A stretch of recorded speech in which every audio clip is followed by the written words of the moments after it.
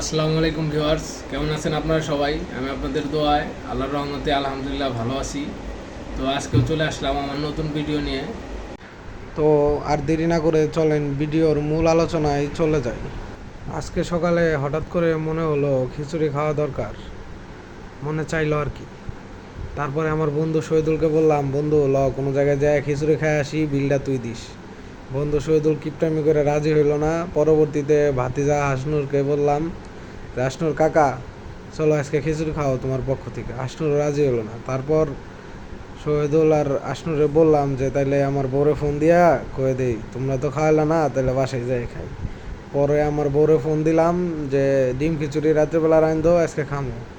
তো বাসায় আসার পরে দেখলাম যে মুরগির মাংস রান্না করছে, খিচুড়ি, আবার দেখি কোয়াটার মোজো রাইখা দিছে, সালাদ টালাদ কাটছে, সুন্দর করে সাজায় রাখছে। তো সেটা দেখানোর জন্য আজকের আমার এই ভিডিও। তো আপনারা দেখতে পারতেছেন, ভিডিওতে শুরুতে দেখাইছি আপনাদের যে কী রান্না করছে। এখন আমি খাইতাছি, সেটাও আপনাদের দেখাইতেছি, এই আর কি। দুপুরে মনে হইলো খিচুড়ি খাই, রাতে বেলা আমার খিচুড়ি খাওয়াটা শুরু হয়ে গেল আর কি। বউরে বলতে দেরি, বউ বানাইতে দেরি নাই। আর খিচুড়ি খুবই স্বাদ হয়েছে, অনেক মজা হয়েছে। তরকারিটা একটু স্পাইসি ছিল, তারপরে অথেন্টিক হয়েছে। দেখতে পাচ্ছেন আমি মুরগির রান নিছি, রানটা অনেক স্বাদ হয়েছে। রানের শর্ট ভিডিও পরবর্তীতে আমি ছাড়মু, এর লিগে এখন অল্প একটু খাইলাম। তো ভালো থাকবেন আপনারা, আসসালামু আলাইকুম।